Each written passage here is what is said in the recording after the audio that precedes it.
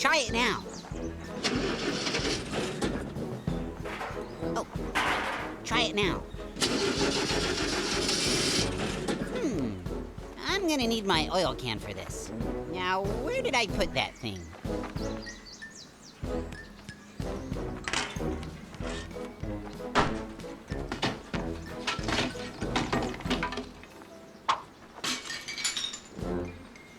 Boy, it's hotter than a truckload of flying monkeys in here. I'm melting.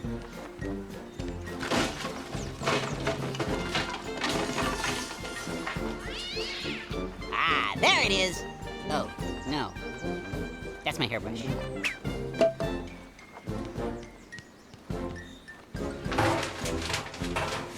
Ah, a tornado! Oh, no, it's just an old cinnamon bun.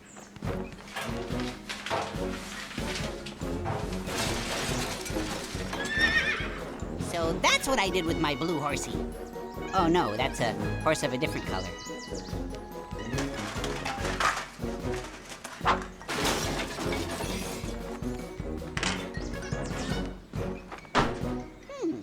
Looks like we're in for some weather.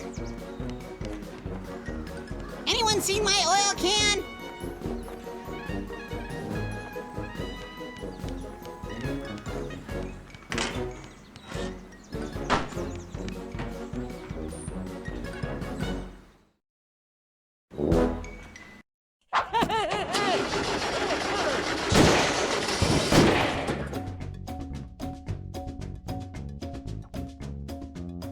Hey, you! Choose something already. Oh, take your time. If you need anything, I'll be right over here. On the pole. Just looking? Oh, that's fine, fine. Just let me know if I can help. When you're done there, I could use a little help, if it wouldn't put you out too much. I hope you're enjoying your perusal of choices. Seems like you're taking kind of a long time to choose something here. Maybe the wizard could help with that.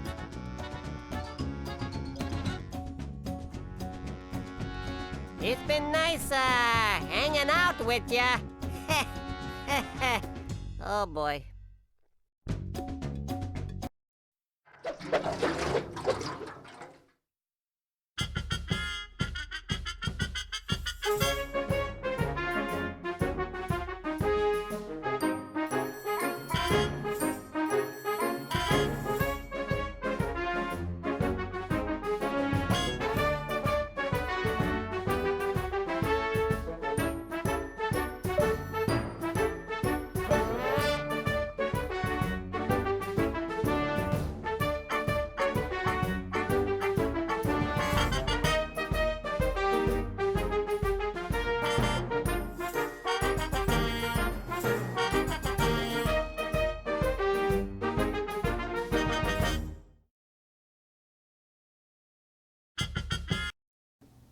Hi, I'm Joe Spataford, the art director of Wizard of Oz.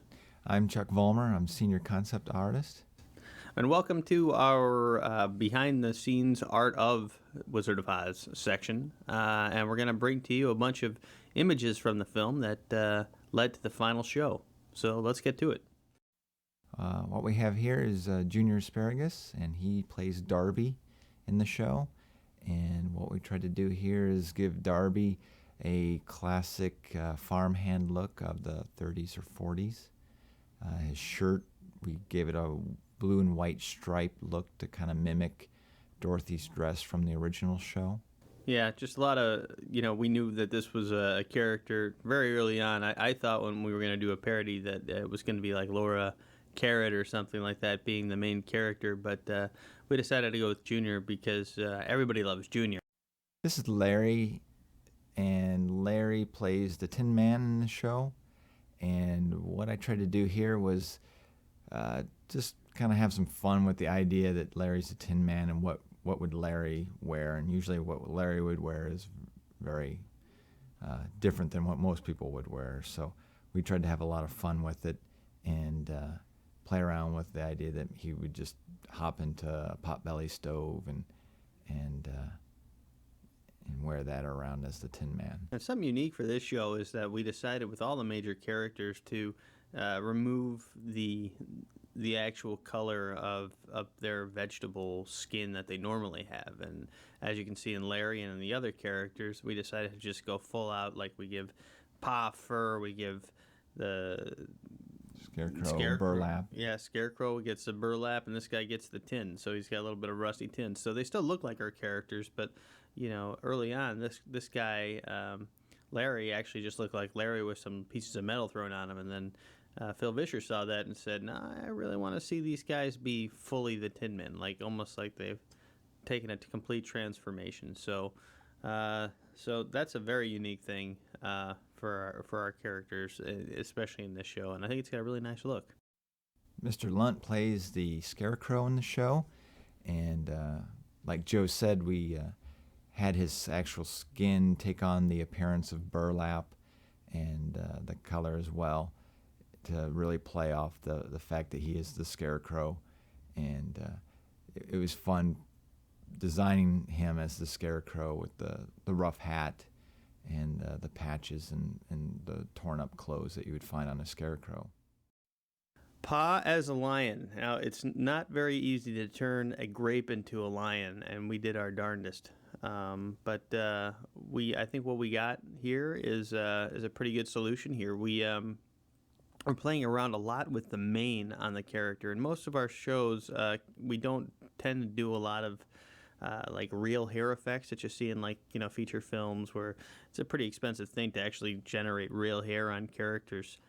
So we tend to try to find shapes that look like hair and then paint them to look like hair as well. So for us, the big challenge on this guy was how to get that mane to look like a lion's mane, and it was like going back and forth and looking like, oh, it just looks like he's got really long sideburns, to a mohawk, so I think we've eventually got ourselves down to a reasonable level.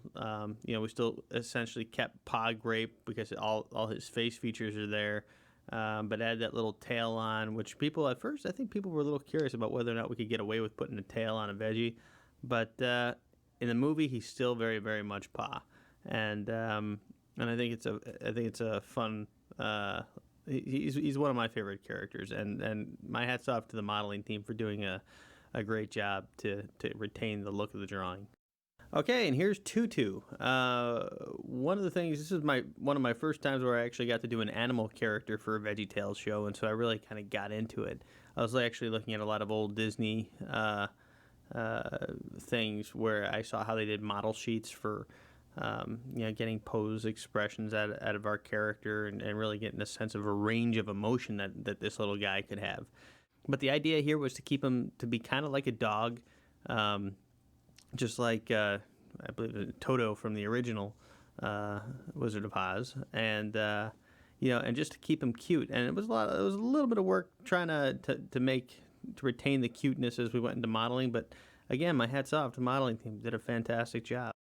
This is Yellow McToad, and the gag in the show is that they have to follow Yellow McToad instead of the Yellow Brick Road, and it was fun to get to do again a character with arms and legs, and what you can do with that in animation as well, and it was fun putting the different outfits on him, trying to figure out how to dress a toad so he feels like he's Scottish.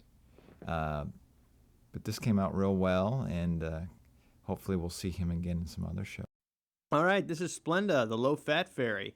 Now, in the film, we decided to add a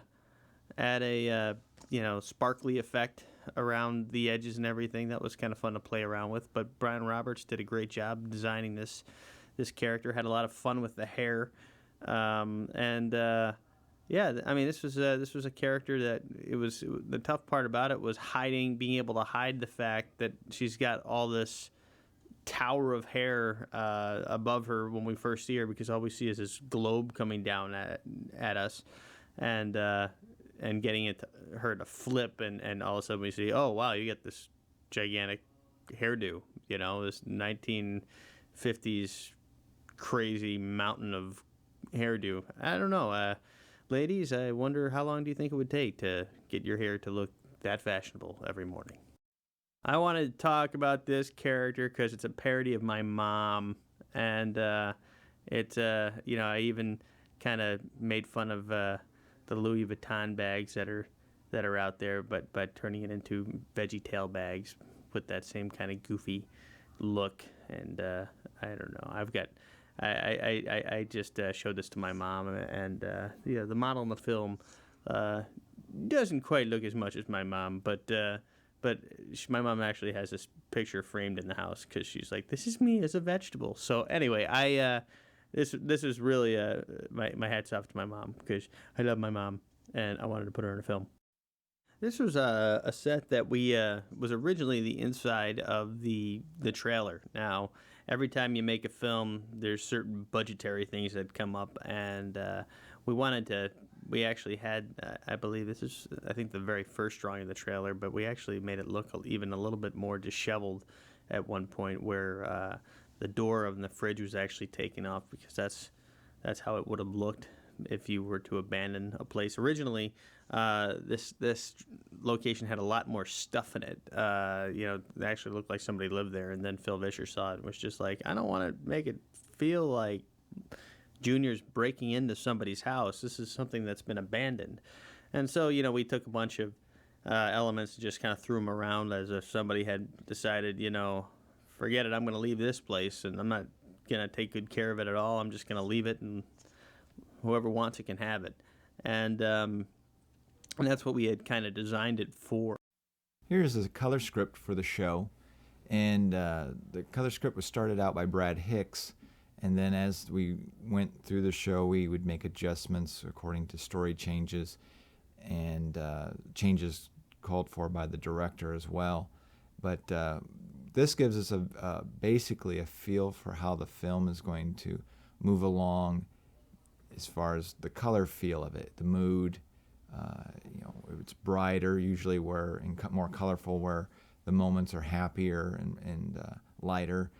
The darker moments in the script usually represent maybe sadder points in the film or can be dangerous. But you can also, during their big escape, you can punch up the reds and make it more dramatic that way. It can be more colorful. So the color script is just basically a way of showing the director and everyone how the film's going to flow just from a color sensibility. This is the color key of the farm. What we do is we'll take the images from the color script, which are pretty small, and we'll do a larger painting then of that location, and we call it a color key.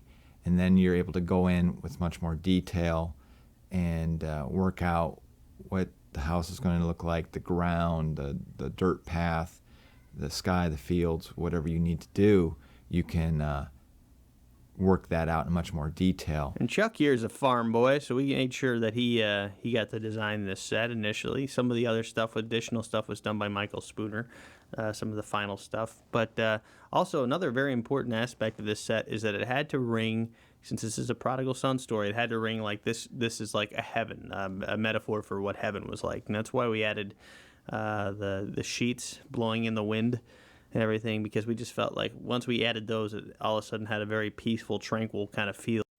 Okay, note to kids, never go inside trailers when there's a tornado coming. There's always stories on the news about not doing this thing that we do in the show. Very important.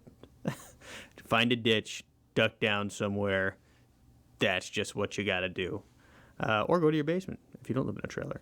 But this was supposed to be this is one of the Brad Hicks's color keys that he had handled, and again, this was supposed to be a nice moody moment in the film, and this was supposed to be right before the big stressful tornado comes in. This is Munchieland, and again, this is another color key by Brad Hicks, and we just really wanted a fanciful, colorful location that really it almost looked like you could probably eat just about anything in the place. It looks like candy and upside ice cream cones and marshmallows and just anything fun and bright.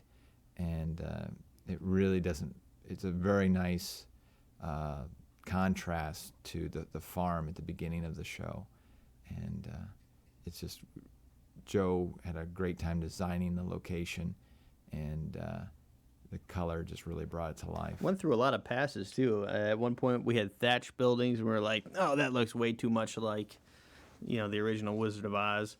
And then we went to mushroom buildings, and it looked like some reject version of the Smurf village. It just, we just decided not to go with the little mushroom place. And then the script really, in the end, directed what it was going to look like, and as it should have from the very beginning. Shame on us. And we decided, okay, well, let's just make all the buildings. The real challenge was like, how do we make this look like a place you could eat, but not look too much like Candyland? We did something like that in the Larry Boy film, and and we had to just have a lot of fun thinking of things like that you could eat, that you would munch on. I don't know if any of you munch on marshmallows, but well, if you do, we got marshmallows in here for you. This was a flat that was painted. Originally, there was a painting done by Brad Kex of it for a color key, and then I gave it to my old buddy Michael Spooner to paint it up for production. And he had a really interesting method on it, and really kind of captured, I think, was what is the beauty shot for the film, where we see Haas for the first time. It's a great shot. I think you're going to see it on the cover, and he had a very simple, almost graphic style, and that's another thing about this film, is we never really tried to hide the fact that these are paintings in the backgrounds behind the characters. I mean, it does mesh a little bit better than, say, the live action old Wizard of Oz film did, where the characters are obviously standing in front of painted backgrounds, and they didn't try to make it look super realistic. But we tried to do the same kind of thing for this film. We just said, well, if they're looking at what looks like a painting, it's okay in this film. And here's that location. As we get closer to it, it's obviously a lot more saturated now that we're like right in front of it. We just tried to set up the color mood that this is the establishing shot of that last wonderful world. The interesting little trick that kind of happens is, while you're in the park, you don't really see, or you only get slight indications of this big roller coaster, this gigantic one that goes around the whole park, because there's another roller coaster within the park. So if you pause the DVD player as they're flying out on the trailer at the end, you'll kind of see how the actual layout of the park actually looks. Actually, this big green roller coaster that goes behind them actually winds in and out of the park. So I eventually figured out how we could make this roller coaster that goes behind the whole park actually weaves around in the park. So there's a little bit of logic to it, but it's also a little bit of guesswork. And in the end, you just ask what looks good on screen, and I think it looks pretty good. Here's an example, just real quick, of how we use clouds in the film. These were just some clouds, and each one of them's on a different layer, and they're all hand painted to look like clouds that would move in, and they each imitate just real cloud movement. But this is, again, most of the stuff in VeggieTales is all hand painted stuff. The nice thing about putting the clouds on different layers is that you can move the foreground clouds at a faster speed than the ones in the back or in the middle, and that kind of gives the illusion of depth, and it just makes the world feel much more alive, and creates a little bit more movement in the skies so they don't feel so static. These are the set designs, drawings that we did up for the location of the farm. Again, I based a lot of my ideas for the farm off of actual experiences as a kid growing up next to my grandfather's farm and my uncle's farm. We looked at a lot of reference of old barns and farms of the 30s and 40s, and this was probably one of the most fun I've had on a location in a long time, is just kind of pulling back to old childhood memories and designing this farm.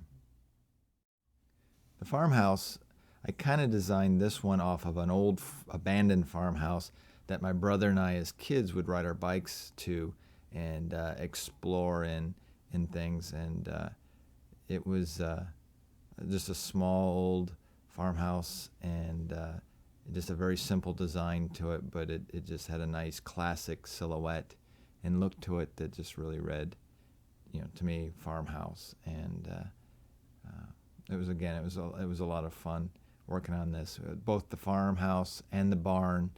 After I did the rough designs, we had Michael Spooner go over them and work his magic in putting the finishing touches on it and the subtle details as the gobles and the window box treatments and things like that, and really give them a lot more character and charm. Well, thanks for taking a look at the visual development artwork and production artwork that was done here on the Wizard of Oz, and I hope you enjoyed it. Yeah, thanks a lot, and I hope you all come around next time to check out our next film. It looks pretty nice too, and we'll probably give you a little sneak preview of it a little bit later on. But again, it was a pleasure to work on. This is my first film art directing, and I hope everybody likes how it looks.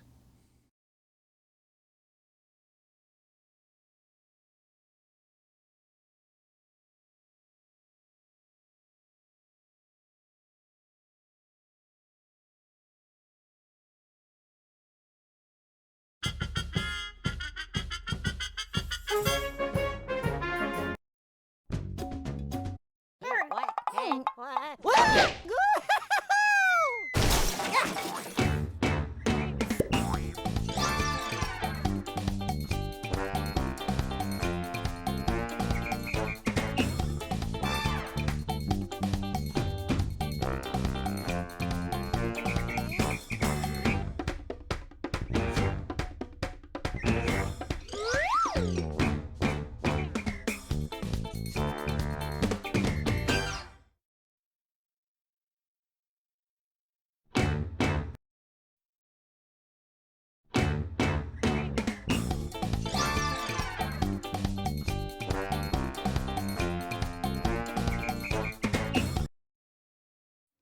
Hi, kids! You can start with the easy questions or the hard ones. Either way, there's a reward when you get them all right.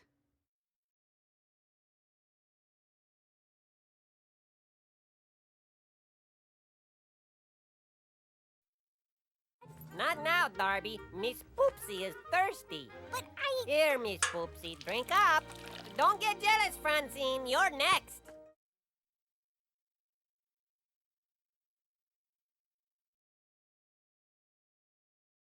You got it right!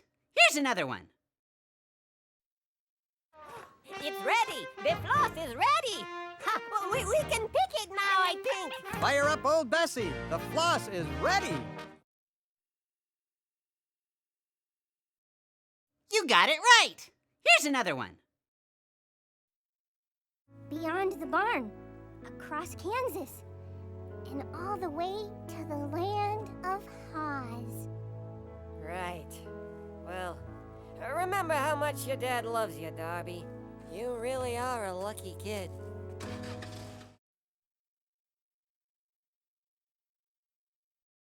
You got it right! Here's another one. Tin Man. Rustin. Oh, look, Ted! What? Boil spam? He wants us to boil some spam. I've heard about guys like this.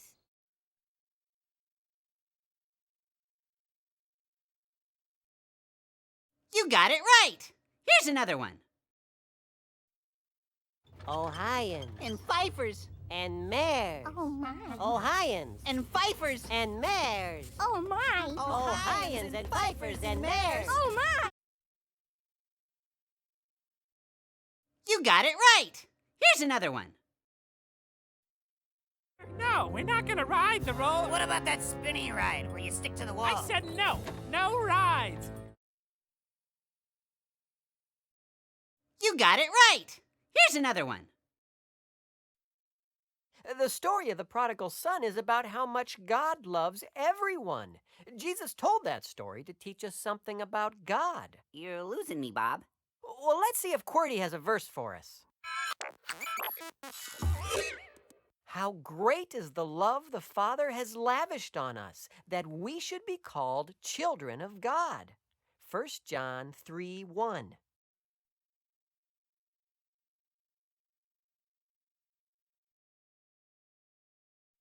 You got it right. Good job. You got all the easy questions right.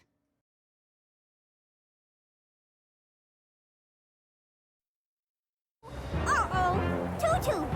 What are you supposed to do if you're caught outside by a tornado? Tutu, get out of that ditch and help me remember!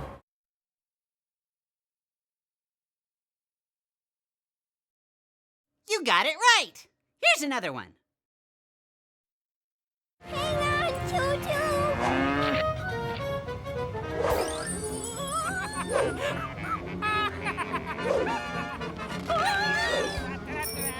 This is getting weird, Tutu! You got it right. Here's another one. Look, it is sea. What is that? Time on! She will explain everything. Is there a beautiful fairy inside that big round ball?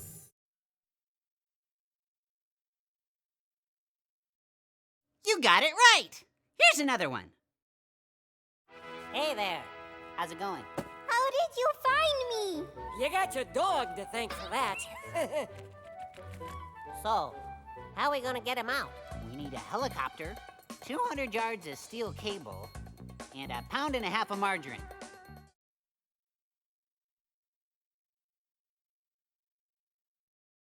You got it right. Here's another one. City and it's looking very pretty and we're happy and we're hopping and the fun is never stopping. Hey, I don't think these are flowers. You got it right. Here's another one. The lion, he wants cotton candy. And the Tin Man wants roller coasters. And the Scarecrow, he wants one of those rides where you spin and the bottom falls out. Oh my! And what about you, sir?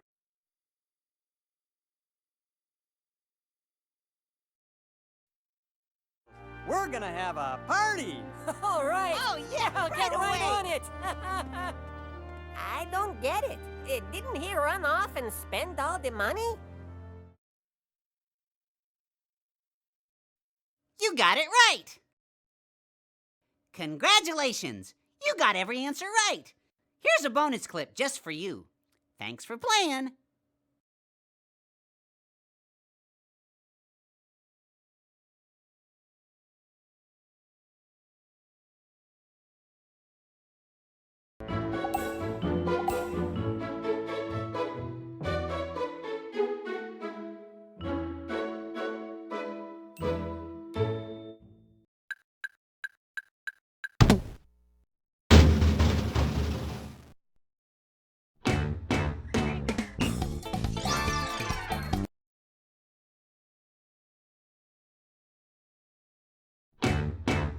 Reading stories is really fun. Would you like to be read to, or do you want to read the story yourself?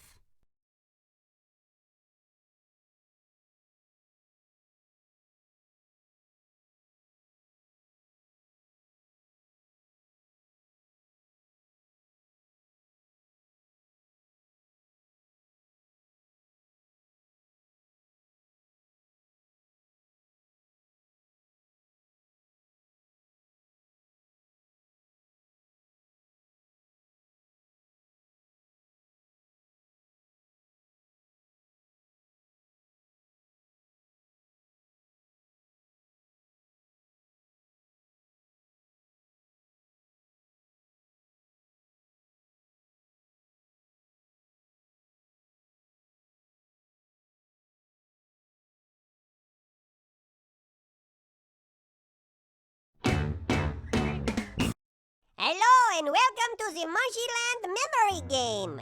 See if you can remember where the different Munchieland peas are. The doors will open up for a moment, and then we'll ask you to see if you can find the one we're looking for. If you find all of the peas, there's a bonus clip for you to watch. Get ready. Here we go.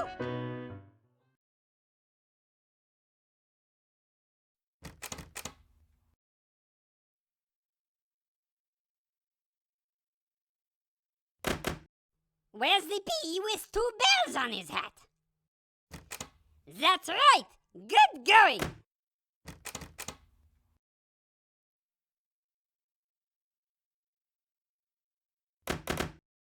Was that Tutu? Where was he? That's right! Good job!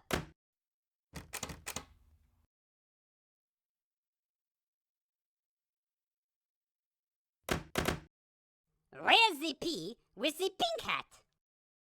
Sorry, we have to go back to that beginning now.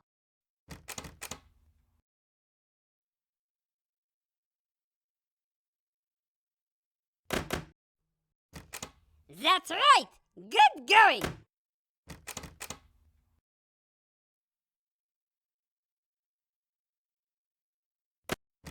That's right! Good job!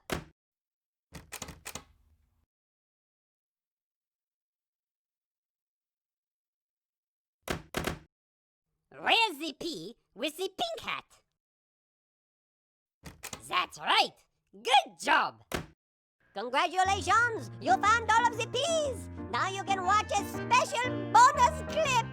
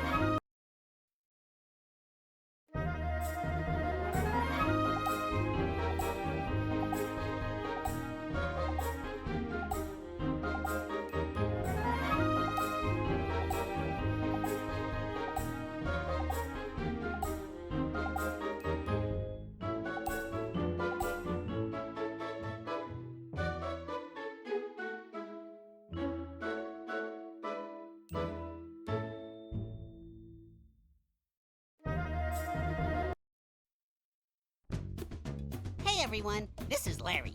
And today, we're gonna learn about the story of the prodigal son as we play the Harvest Time game.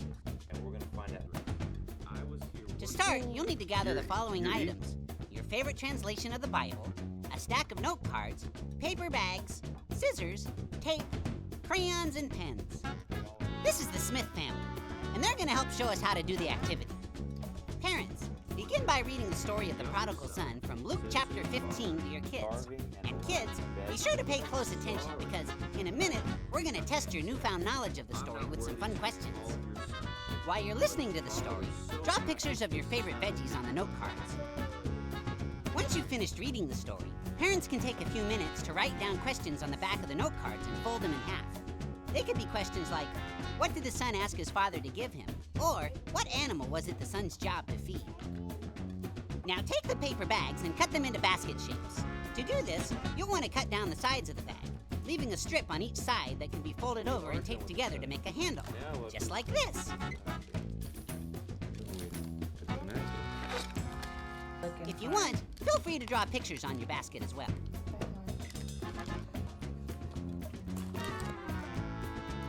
Next, stand all the cards on a table and have each child take turns selecting one. When a card is selected, read the question aloud. Or the youngest. That's right. Whoever answers the question correctly first gets to place that veggie card in their basket. Once all the cards are gone, look and see who's gathered the biggest harvest. Finally, don't forget to talk more about the story of the prodigal son and the lesson that it teaches. And remember, God made you special, and He loves you very much. and nothing you do could ever cause God to love you any less. See you next time. Goodbye.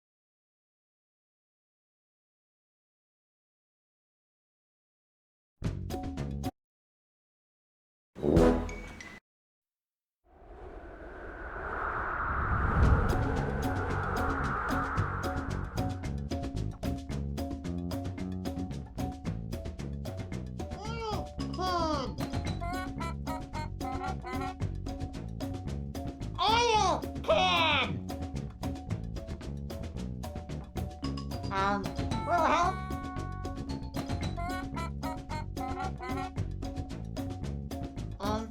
Excuse me. You see that oil can over there?